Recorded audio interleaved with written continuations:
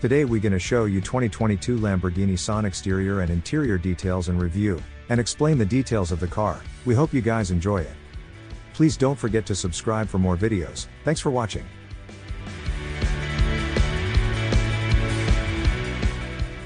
The Aventador is hardly a car for shrinking violets, so it's no surprise that Lamborghini has opted to turn this special based on the same architecture up to 11, and that's on a scale that goes to 5.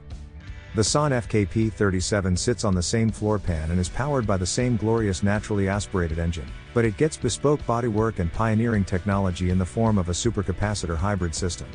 Despite a €2.5 million, £2.2 million pre-tax price tag, the entire 63-car run of coupe has already been sold, as have the 19 roadsters that will follow it. The 48-volt electric element may win attention, but the 6.5-liter V12 remains the headline act.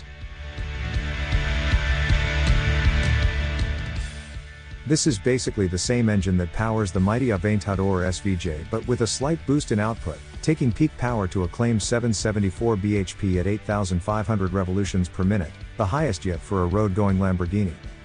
The supercapacitor plays only a supporting role to this, but it's an important one.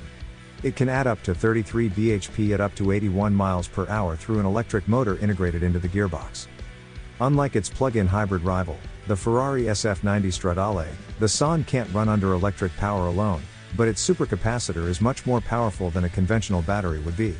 Lamborghini says that the bulkhead-mounted power pack and motor collectively add just 34 kilograms of weight, with the system's 600 peak flow rates allowing it to add instant effort.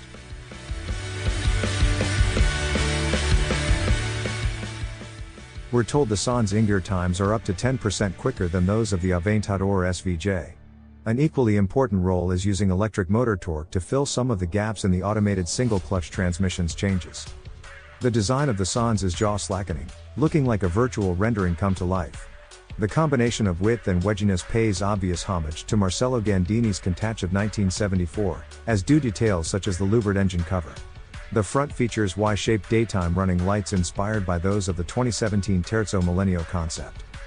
The rear is dominated by the huge rear track and size of the vast, 335 profile P0 tires, these overhanging the aerodynamic elements positioned above them and flanking an enormous diffuser. A powered rear wing hides away at lower speeds.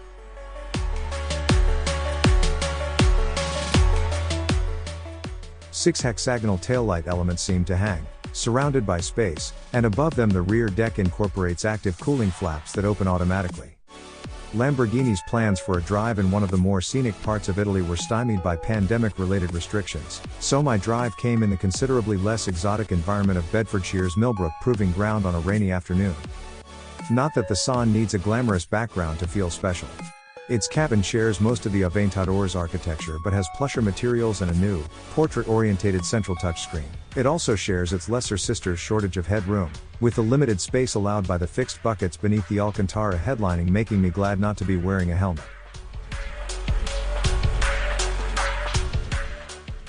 Starting the engine turns the Sian immediately angry.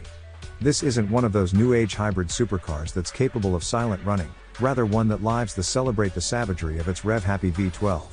The Sian starts rolling less snappily than the Aventador does, its electric motor helping smooth out clutch engagement, but once it's moving, the cabin is always noisy and filled with buzzy vibrations. Performance is predictably huge.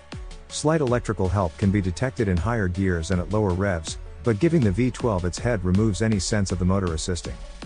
The Sian sounds magnificent, louder and rowdier than even the Aventador SVJ, but with an exhaust note that truly harmonizes within the last few hundred revs before the cutoff, and with a fusillade of pops and bangs on the overrun.